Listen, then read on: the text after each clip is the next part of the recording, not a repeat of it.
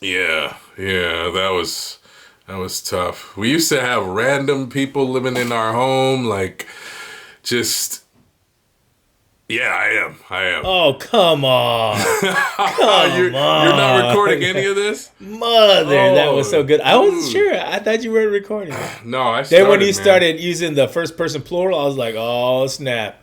Yeah, yeah, yeah. He's using first person plural. Yeah, we. Hey, Yeah, uh-oh. yeah. No. We're recording. See, so make Nah, we sure you're going in on recording it. because you just listen. This is what I've discovered. Why is my daughter awake right now?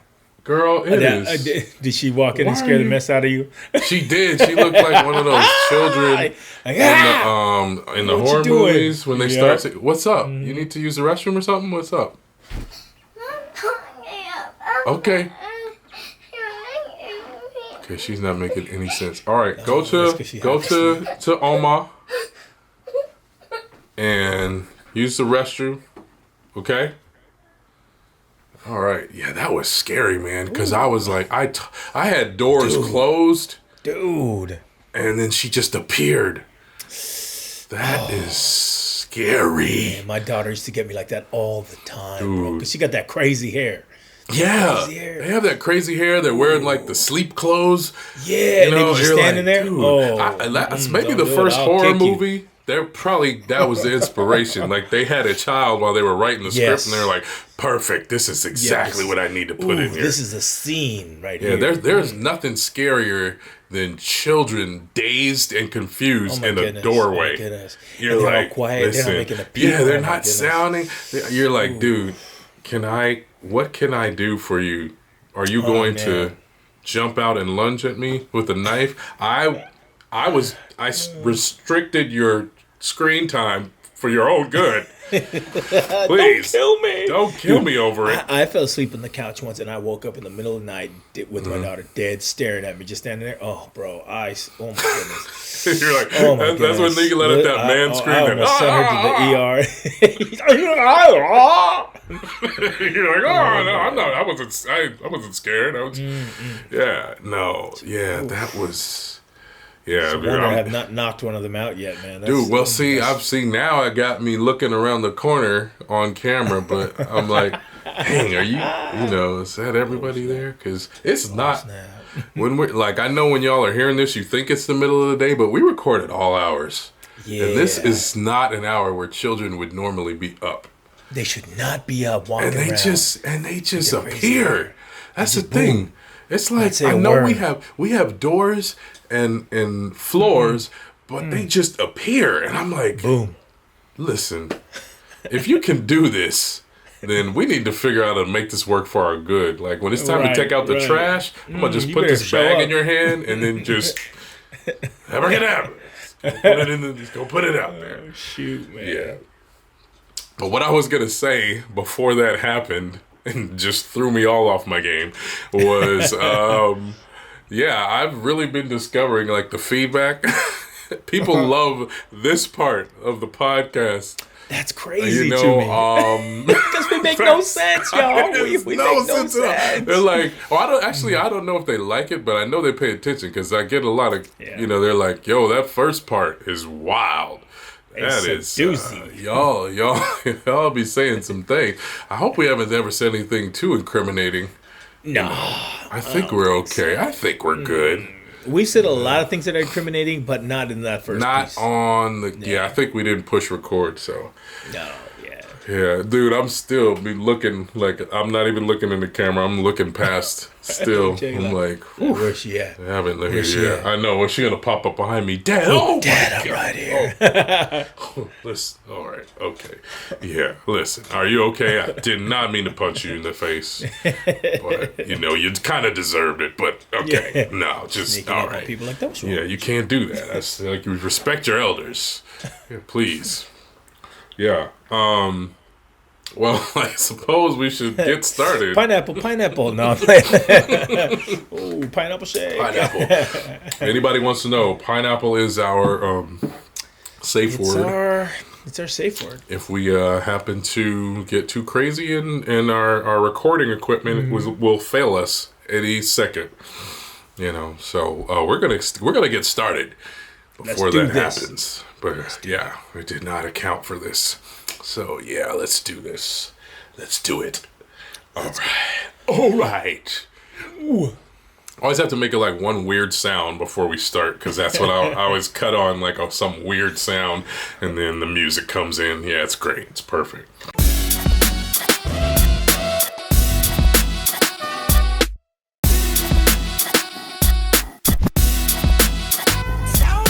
Welcome to the Urban Prophets Podcast. Welcome. Now, Hello. I usually would say that a little bit louder. I don't know if you guys appreciate that, because I don't know what level you usually have it on when we play this, when you're playing this. So I don't know if I'm like blaring your ear out, or if it's you already got all the levels, so it sounds fine. But this one was a little quieter because I had actually set myself with behind closed doors. But then this demon child just popped up and opened all the doors.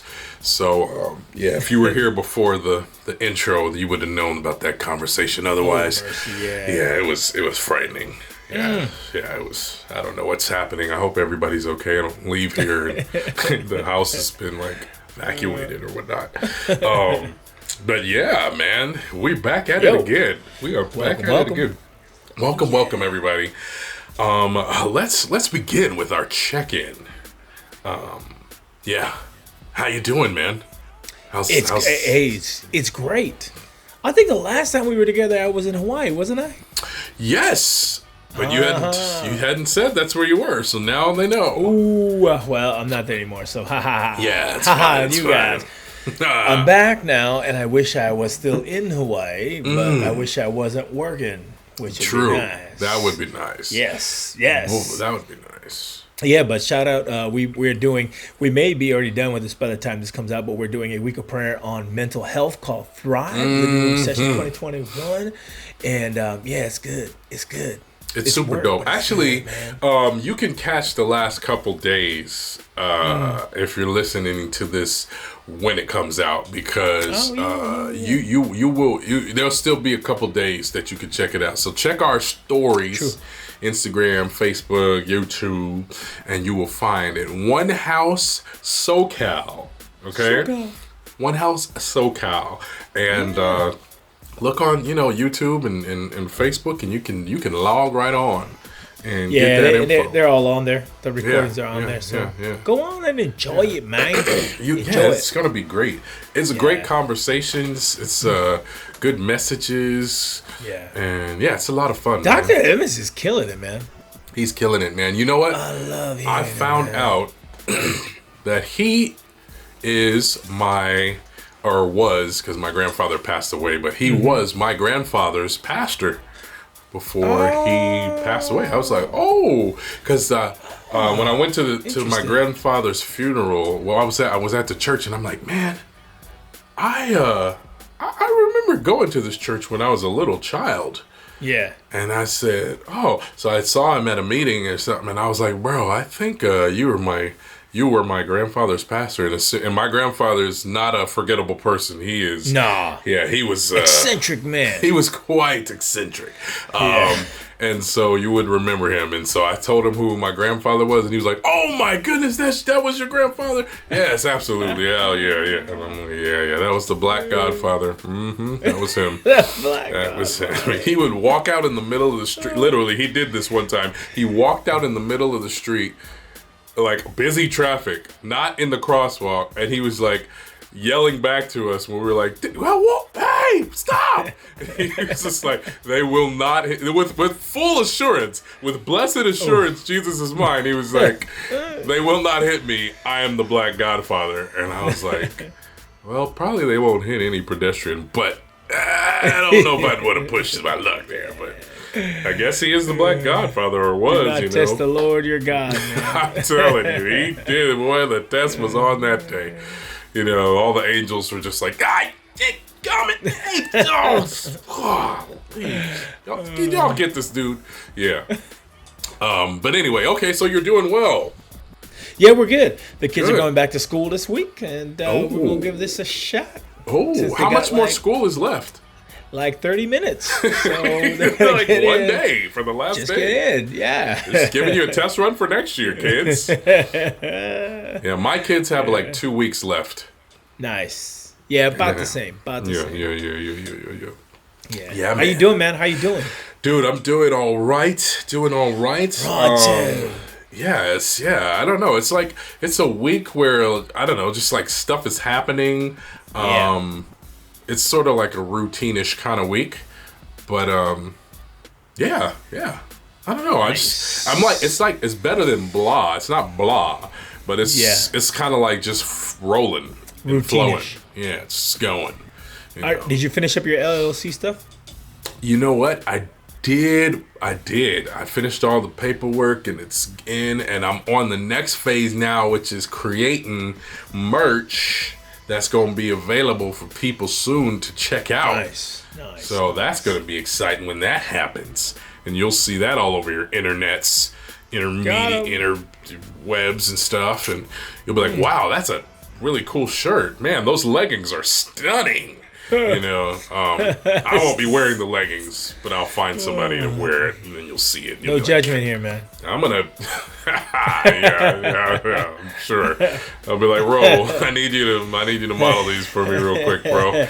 No problem. Pretend they're my Dickies from back in the day. You'll be fine. Yeah. No, yeah. So we're good, man. We are good. Sweet.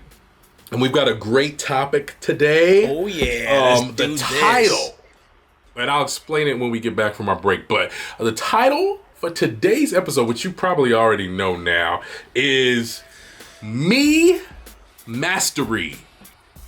Me Mastery. And we'll get into what that means right after this commercial break, because you never know, dog. You never know. You never know. We'll be right back. And we're back. What is up, brothers and sisters? What's up? Siblings of the earth. We're back in the house, and today we are talking about me mastery. What does that mean? Mastery. It means exactly what it says. Me mastery, mastering yourself, being yourself, like to the fullest, though. Did you just meow? No.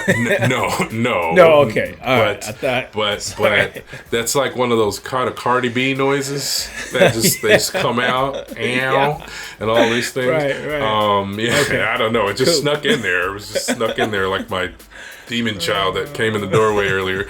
Just all kinds of weird surprises happening now. But yeah, so I thought of this topic, man, because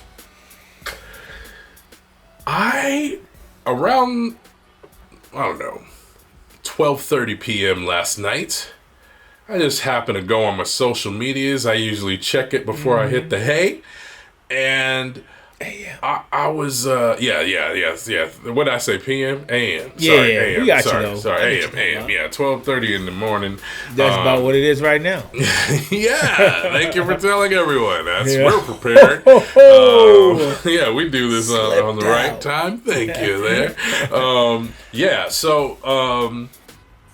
I was sitting there and I was checking out one of my favorite comedians. Sorry, I gotta stop saying it like that, because actually comedian is a term that people use for women that are comedians. So I need to stop saying it like that. Just comedians. It was a guy.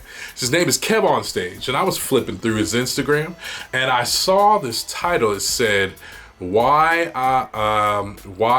Toby is my favorite rapper." So he was talking about the rapper Toby Nwigwe, and he had this new song called 5-5, and I was listening to it at first, looking at it. I was like, oh, the visuals are nice, but I didn't have my earphones in because I was still walking around the house, and I was like, no, this looks like something I need to really listen to. So I was like, I had to go get my actual nice headphones and put that on, and then I was watching this video. And this song is so 5-5. For anybody who doesn't know, this is like a slang term to say something is fire, it's awesome, it's dope, right?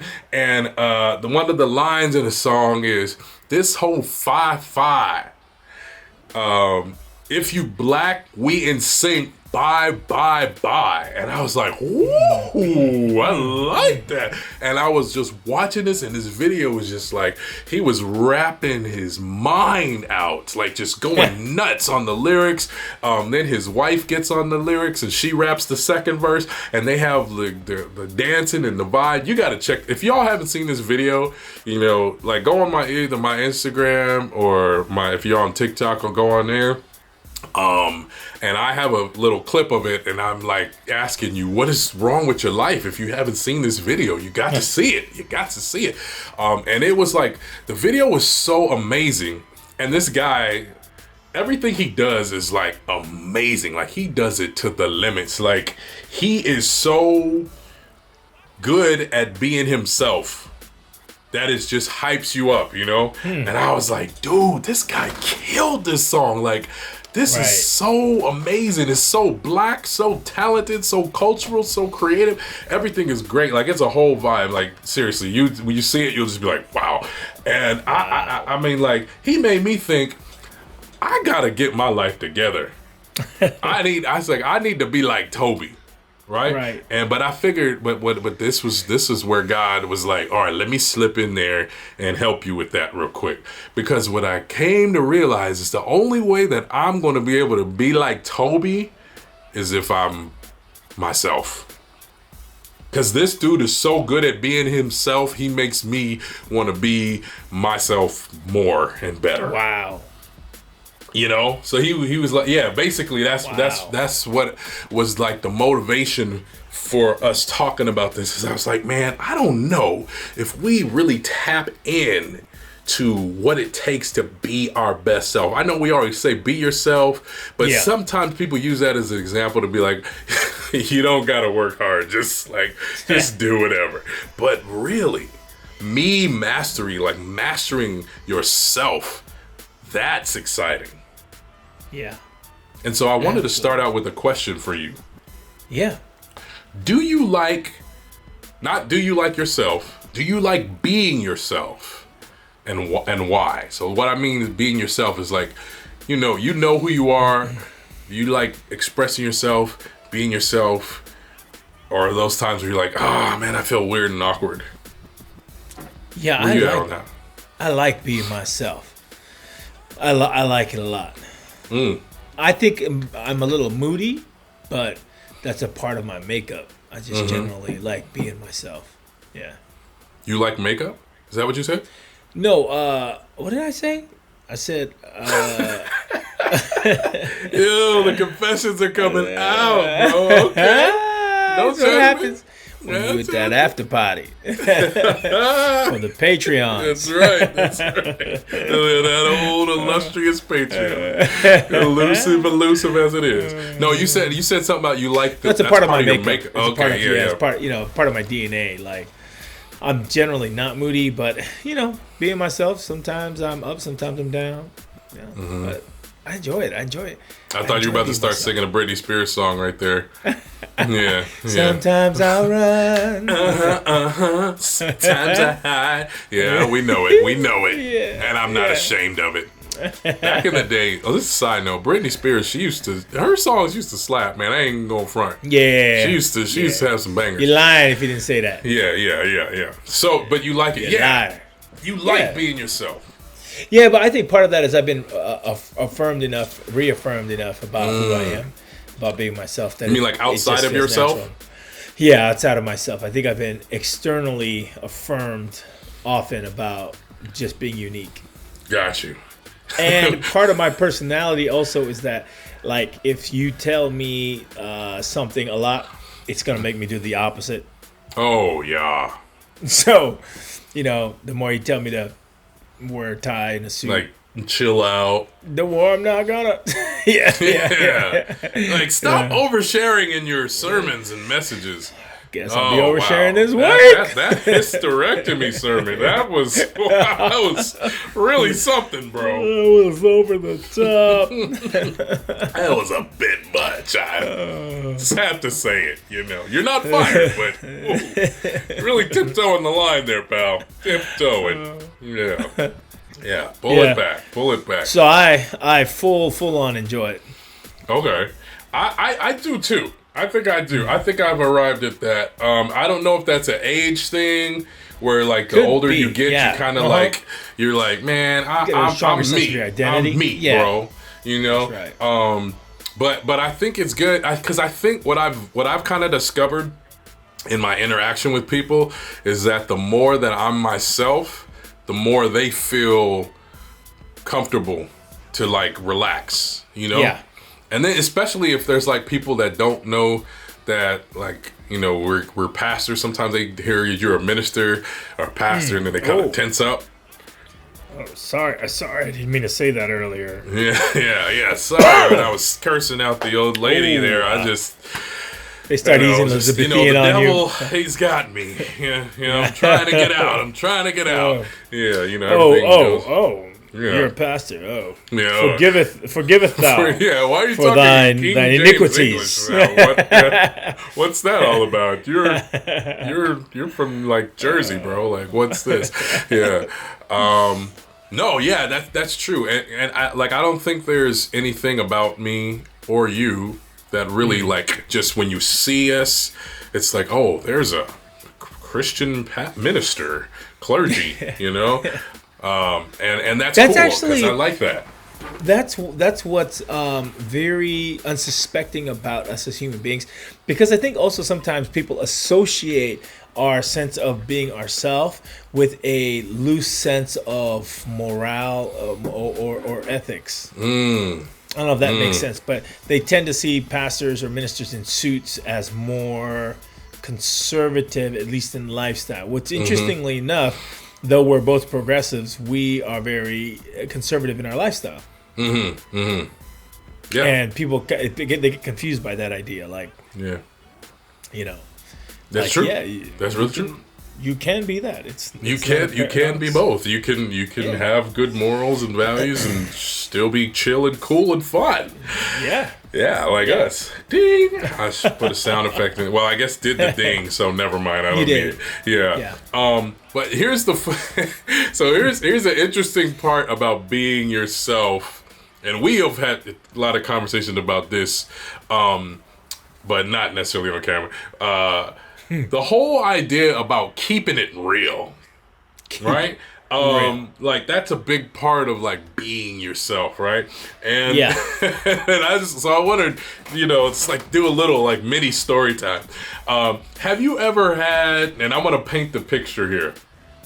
Have you ever had to just keep it real? I mean, like I'm talking like all the way real. Like you had to be super blunt to somebody, or like, you know, you were super hungry and you couldn't even fake like you were only wanted a little bit of the food. You know, you're just like you're in a situation where it's like the invitation, the implorement to be just like real. It was like so strong it could not be denied. You know, you're like you just like you couldn't stand the frosted mini shredded nonsense. You know, the honey bunches of BS, the snap crackle. Please leave me the Hector Huerta alone. You know, like just like you just had to let it out. Like, have you ever had to be real like that kind of real? Oh man. Yes, I'm sure I've had to a few times. Yes. I need a story though. You gotta give me one of them. One that you can say.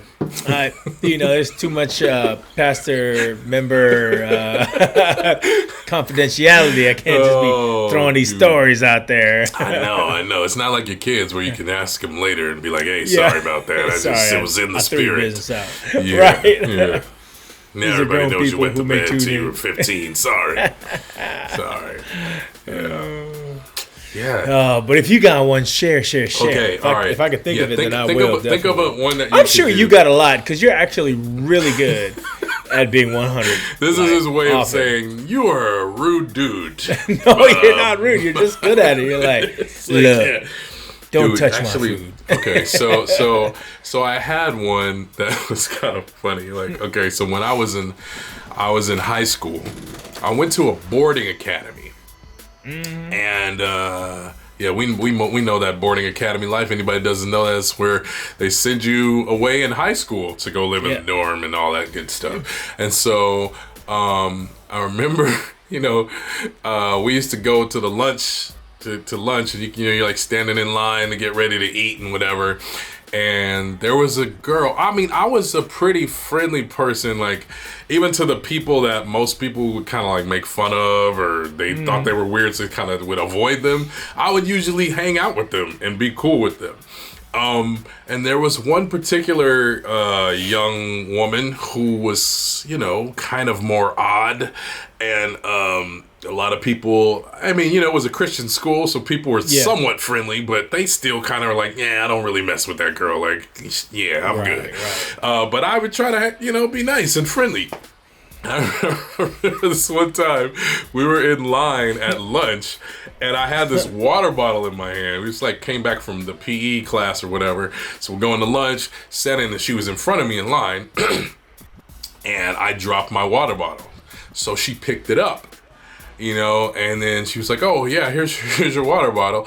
And so I reached out to get it, and she pulled it, like people pull it back, like, you gotta be faster, so, okay, that's okay. All right. Let me go ahead and get that. And, she did it like maybe 2 times more than it was funny. You're like, okay, like, dang it, like I need it. Like, go ahead, everybody gets the joke. You got fast reflexes. So let me have the water bottle back. And so she did it again, and she pulled it back again. Ooh. And so I was like, all right, dude. And so I literally I grabbed it, snatched it super hard out of her hand, and I was like, give me my water bottle back! It's freaking yelled at her, no. And it shocked her so much that she just turned around, and she was she for the rest of the the rest of our time crying? In line. No, she didn't start. Ooh. Not there. Okay. Not there. She maybe it was later. But what was sad? If I think about myself at that time, if she would have cried, I don't even think I would have felt bad at that point. Yeah, it was bad. It was bad. But I really wanted my water bottle. I was nice. I think that goes from the category of being real to being a. That's true. That actually probably is a little bit too far on there, but I did have to do that, man. And then I had one other one that was not mean like that, but it was a real blunt one. I remember I had one of my homies that in Korea they have this term, nunchi opso. And we've talked about this term before. Noon is I, chi is power, and opta, it means that it's not there. It's not there. So it's like when you're talking about somebody who's they don't get it. They don't have the power to see the situation for what it is and act accordingly. And we had this party at our house, and I had one of my homies, is very, clingy person, and everybody left. The last the last person that you're talking to them at the door, and then they leave, and it's all right, it's time to clean up. And then, oh, hey, you are still here. And so you try to walk them to the door to get them out, and they just didn't move at all.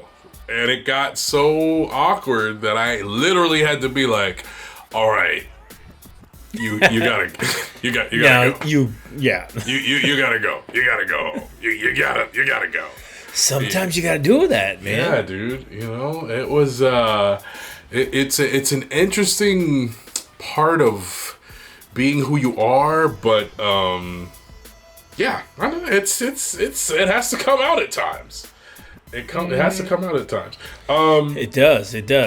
So yeah. But I don't actually mind that too much. I don't mind being that person. Yeah. And I think that's also kind of part of who I am. Now, there is the other side of, like being your authentic self. Yeah. Or being real. Like, I don't know if you ever seen Dave Chappelle skit, When Keeping It Real Goes Wrong. No. Oh my goodness. I don't know, whatever the situation is, like the person, they just keep it so real. They always have like a moment where they're pushed. And then, they like pause it and they're like, now Laquan had a choice. He could either shut up or he could keep it real.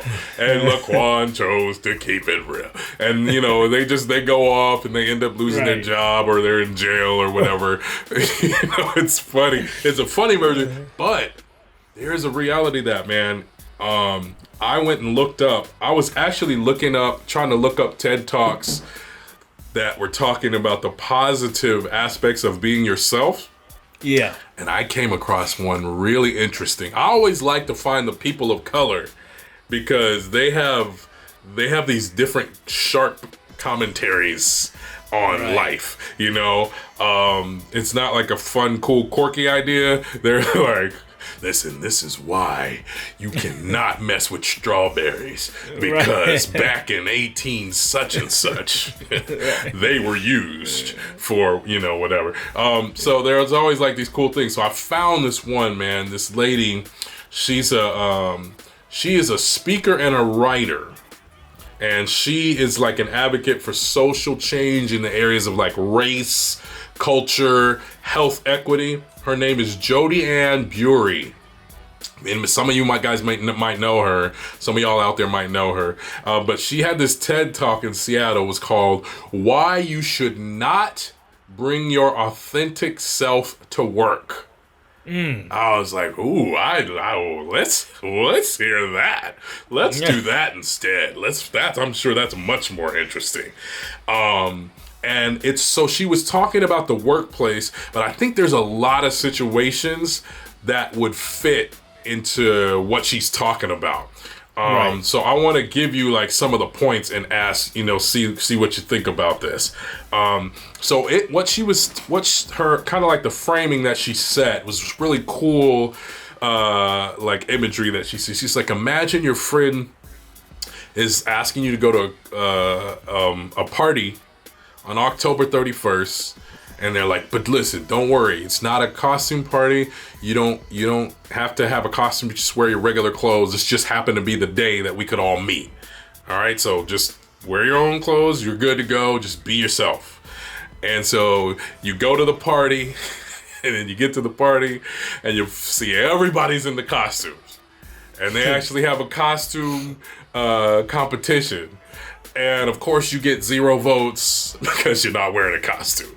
And you were like so relieved at first. You're like, yeah, dude, I'm gonna go. It's gonna be real chill. We're just gonna have a good time. Just like hang out, just relax. And then you find out that actually it was a costume party.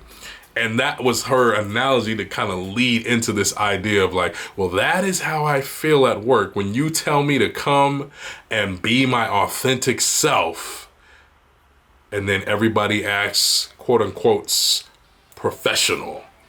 Yeah. And, she's talking from the perspective of her. She's a black woman. And she was talking about, the people of color. And like one of the first points that she makes is, when people of color actually take up their employers or their bosses on this offer, it actually ends up that they get penalized for acting their authentic selves. Like they, like if there's a raise or if there's a sponsorship or some sort of advancement comes up, they're like, I'm not really sure, how you kind of carry yourself. She's like, you get the talk, which is kind of like, you are kind of making everyone feel uncomfortable with your approach, that kind of stuff like that. And it creates like this interesting dynamic, which is like, you have demanded that I be my authentic self, but if I do that, it actually compromises my potential progress. What are your thoughts on just that part before I say more? I think there's decorum and etiquette in every circle or community or society, and you kind of have to be aware of that because it's like saying you don't have to put makeup on, but the difference between putting makeup on and coming out of your house naked is very different. You know what I mean? Like we want you to come out all natural, but we don't want you to come out bare natural. So there's a decorum, there's etiquette, that you have to be aware of, and unfortunately, there is biases in these areas too. Because if you happen to work in a professional workplace that looks more Eurocentric, you're stuck there. That's may not be fair to you necessarily, but that's why many people, they code switch. Yeah. Talk. We learn to act and interact in a certain way in certain spaces, and in other spaces we act another way. Yeah, and it's so her thing, and I'm seeing it here is, it seems like it's not a situation where the person who's encouraged to be their authentic self doesn't understand this is the proper decorum. I get the decorum, but you have asked me to, like, say if this was like a law firm, and we are all black, it might work this way, and nobody would have issues because we all understand things. But it's still completely professional. Everything is still totally functioning, but you're not used to that, and so it doesn't seem quote unquote professional to you. Right. And then she brought a point that really got me, which was when you want these seats at the table, and then you get the seat at the table, and then you discover that what they really wanted was just your body's presence. They don't want you, and not your voice. Right. That's right. That is a devastating, moment. And I have had situations like that where somebody will invite me along to do something, but then when I actually start engaging, then they're kind of like, right, you're a little much. Cool. We're gonna go with this one over here, and that's not to say like I expect you to accept everything that I put out there. Yeah. But is it a serious consideration, or is it more like, wait, why are you talking? Why are you talking? Just sit there, okay? We got this. We just wanted you to be in the room, kind of a deal. Yeah, I mean, it's true. Yeah. That's very true, man. It happens. It happens everywhere. And that's, we got to figure a way to work around that. But a lot of our systems, and maybe I'm speaking even just denominationally as a church, has a very Anglo-centric way about doing things. It has a very westernized way about doing things. And so every other structure that's built around, at least our denominational structure, will look that same way. And so, it's got no room for our more native, indigenous, tribal, familial, communal structure. So it doesn't work that way. And that is definitely the majority of America. That's the difference with these folks that are like, dude, America's not racist.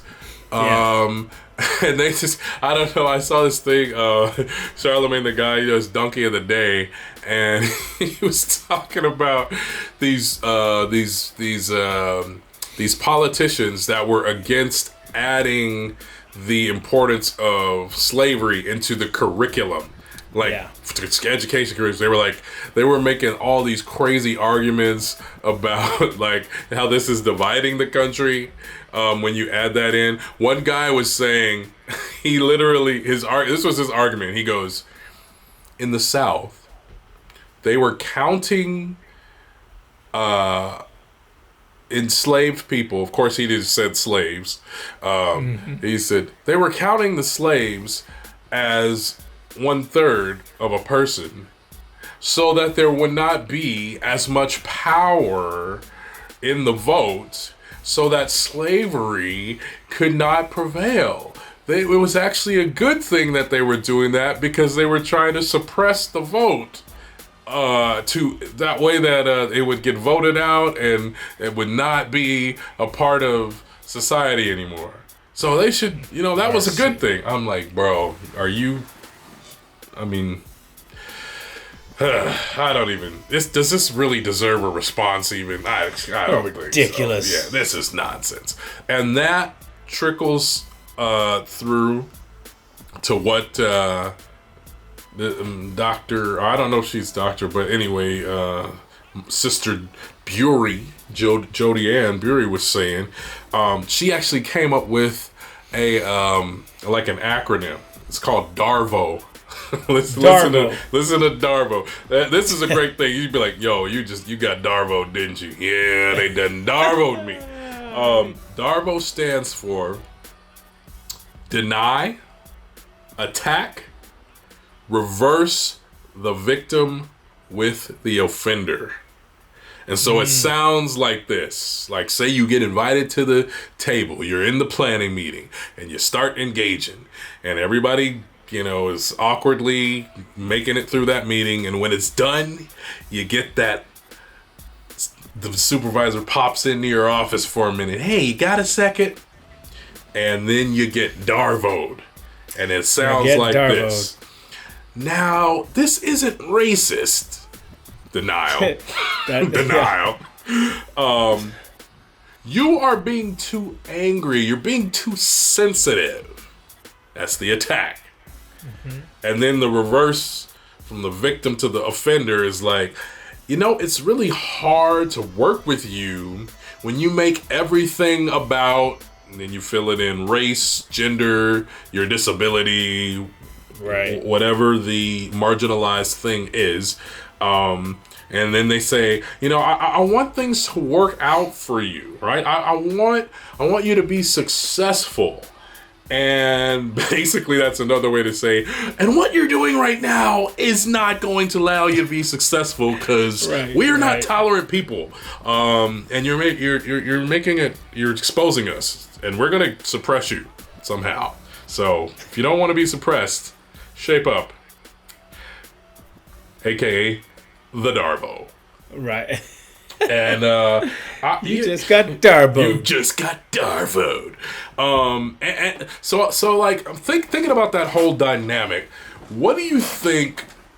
Because that was kind of like one of her major points. She has I'll tell you what her conclusion was, but her major point that she really wanted to help people think about is, I am not going to be doing the be my authentic self in the workplace.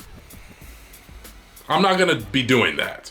So before I tell you what her suggestion is, I want to ask you that. What do you think about kind of like, all right, I'm going to kind of hold some of myself back to this, so I can maneuver effectively in this situation or in this system of your standard or your norm. Like, what do you think about holding back in order to operate like that?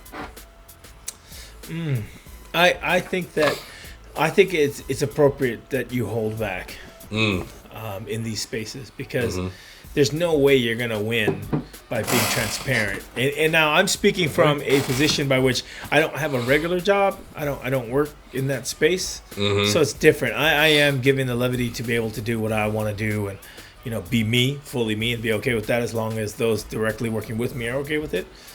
But in that particular case, because you're coming into such a, it's such a, unless you dismantle the whole system, I mean, there's nothing you can really do about it.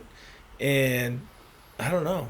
I'm not saying not be yourself, but in your job situation, trying to be successful in your own skin means you're gonna have to compromise some of that for the normative model of what it means to be an employee there, unless it's something that's obviously racist, obviously like Everybody's wearing blackface. Yeah, Just put it on. Yeah, I know, right. Right. Okay, you like this or Yeah. I burned the cork. All right, yeah.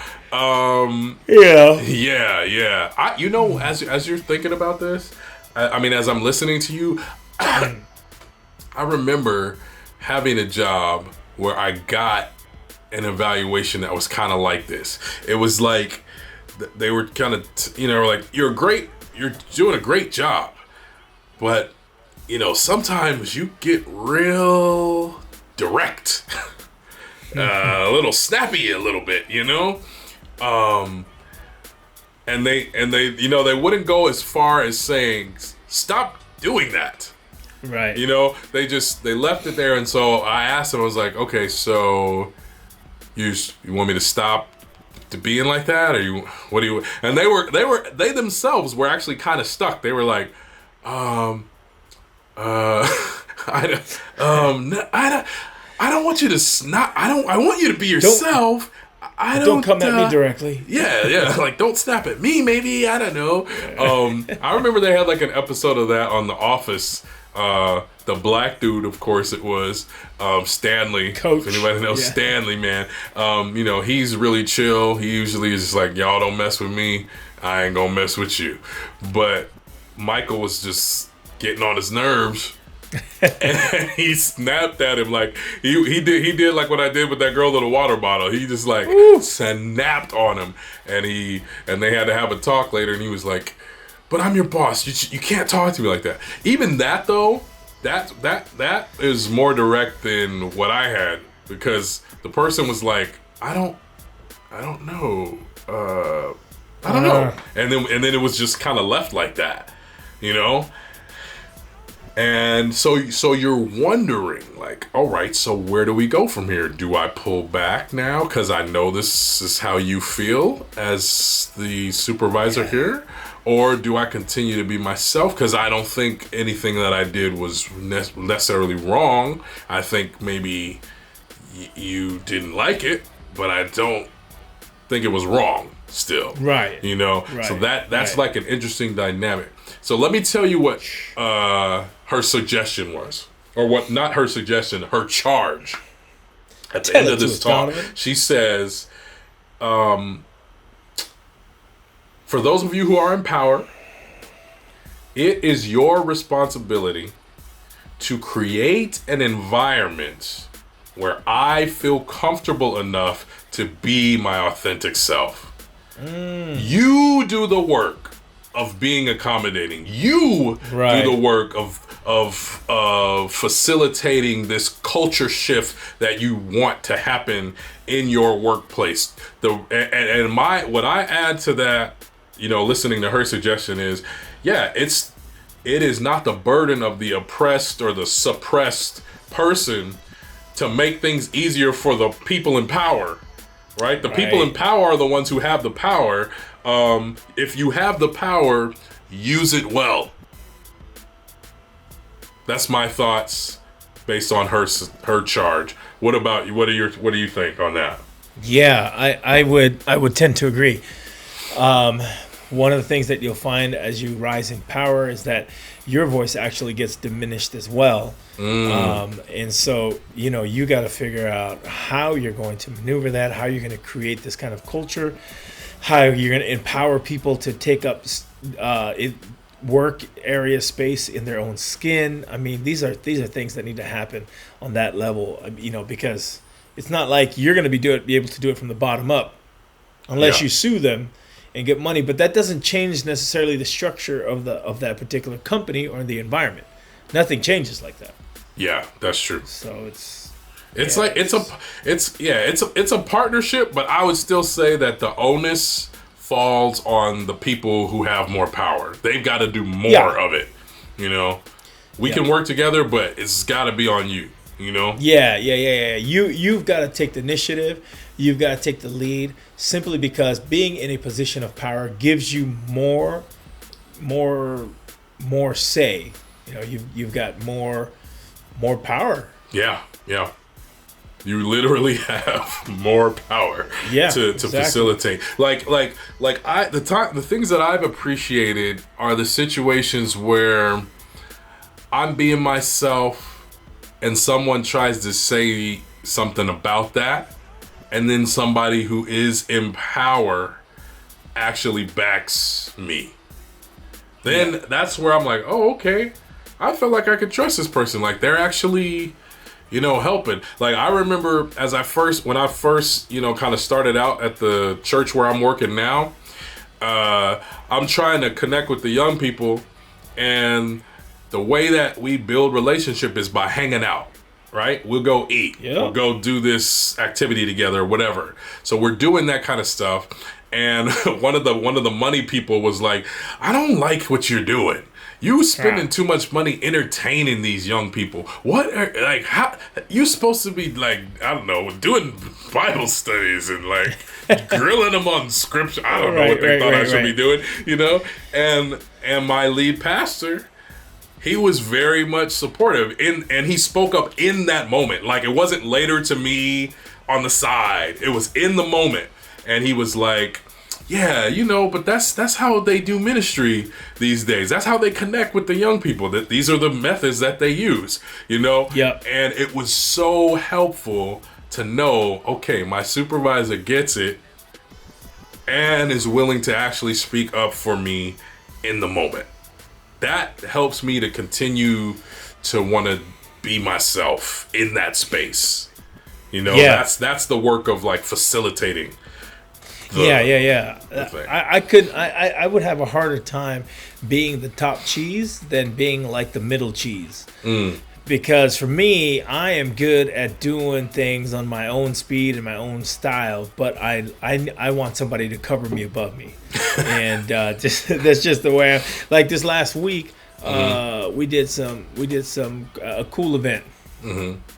And one of the individuals that we performed the event with was not of our particular denominational faith. And I think there was some questioning about it, some issues about it. So they kind of, brought this individual around to my supervisor because they thought maybe I wasn't aware of it, which I fully was. I just was excited that the gospel moves for all of us. Yeah.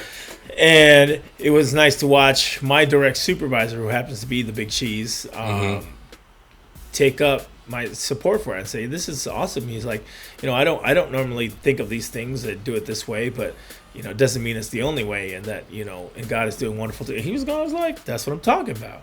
Yeah, sure. So he's created, and that's a small, very ambiguous example of what he does quite often. Nice. For things that I'm involved with or that I lead, which when someone does that, it empowers you to be better at your job, really. Yeah. I think it empowers everybody when you support them and protect them and who they really are. And man, I'm telling you, it just gets people working more.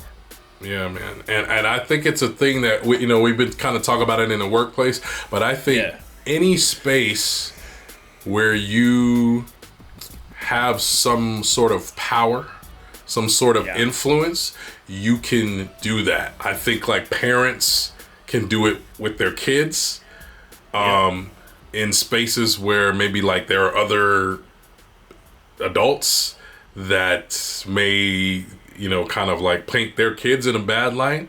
I've talked with other parents in spaces where like somebody came at their kids not knowing it was their kid, and they would be like kind of scolding them about something that was maybe a little too harsh.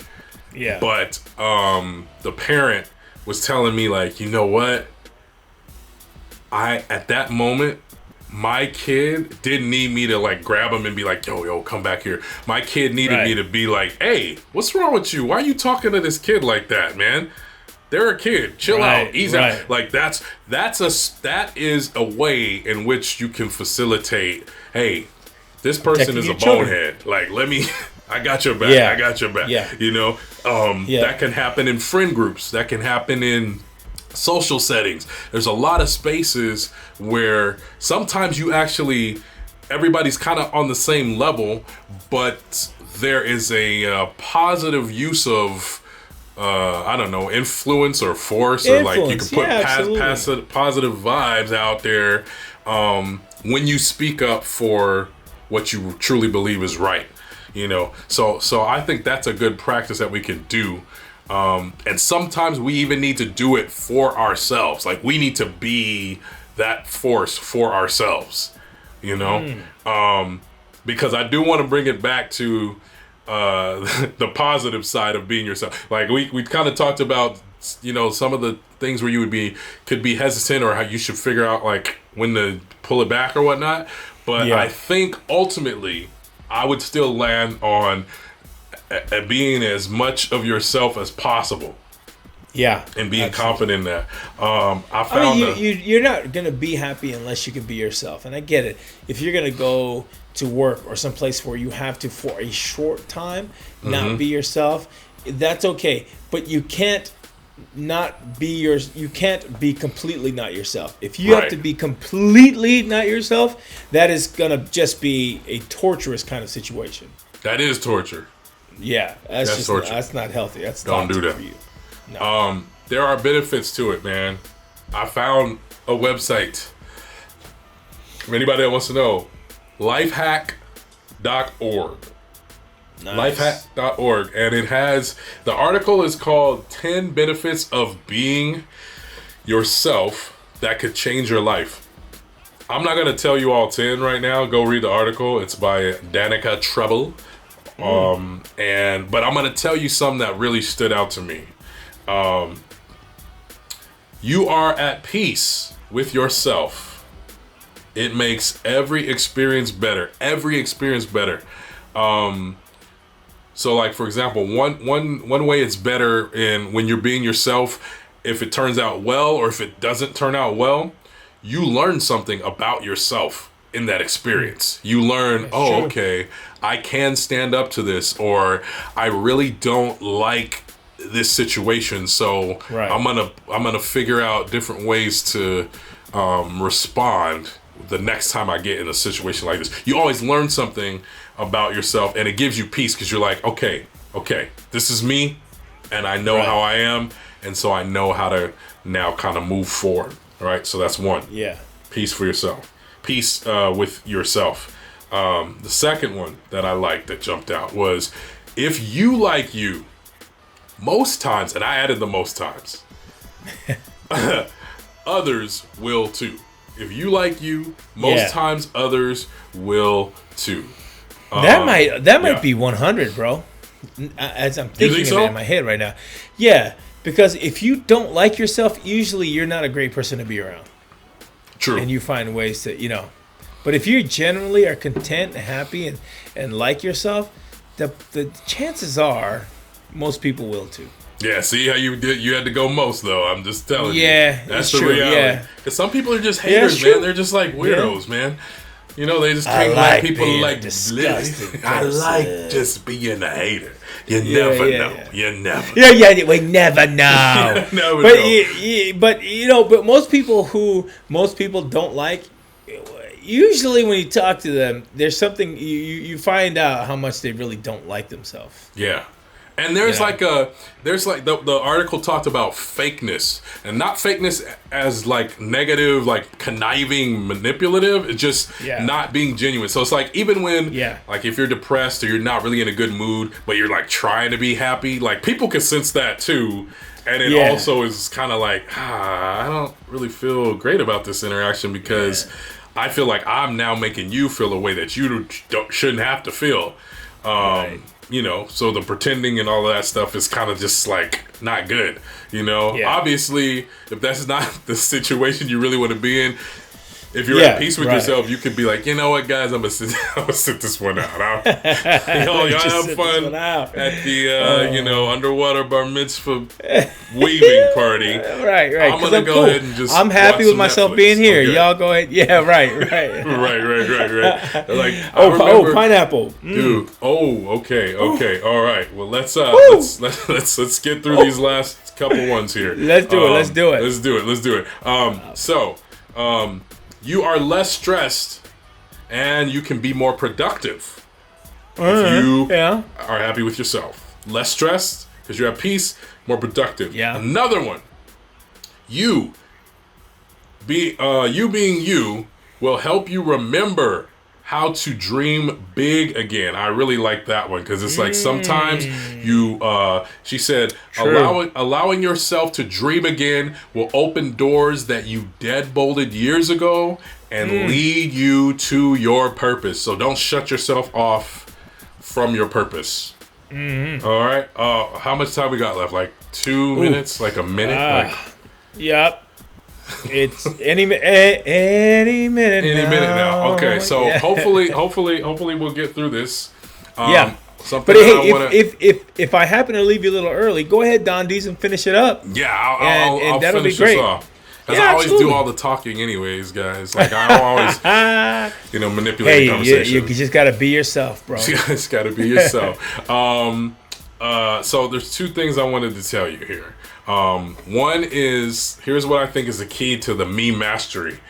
It is knowing how to wield your power of self, right? So if you realize a situation where you can shift into, let me see what they talking about mode before I it's like, I got something I want to accomplish, and let me just sort of chill and try to work with everybody here.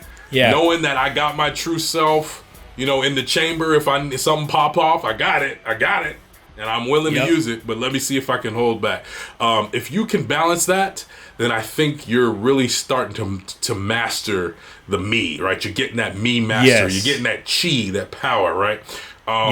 So that's one thing I want to encourage you to do, and then go ahead. I think it's key. I think it's key to be really self-reflective, and because I think a lot of people do not know themselves very well, and this is key. Before you can be comfortable about who you are, you've got to know who you are. Most of us are pretty fluid as we're growing up. We're moving through styles, different music, trying to figure out who we're hanging out with. But as you come into your adulthood, you've really got to get self-reflective and figure out who you are deep inside, what triggers you, what's your familial stuff, what's your personality like. Because once you know that, then you can start transitioning in to figure out how you can really like who you are. Otherwise, you're not gonna know what's triggering you. Things are gonna throw you off. You're never gonna be satisfied because you're constantly looking for yourself. And don't let that be the case. Don't let that be the case. All right. Last thing, y'all. I want to try to finish up every episode with one of these now. A parting blessing.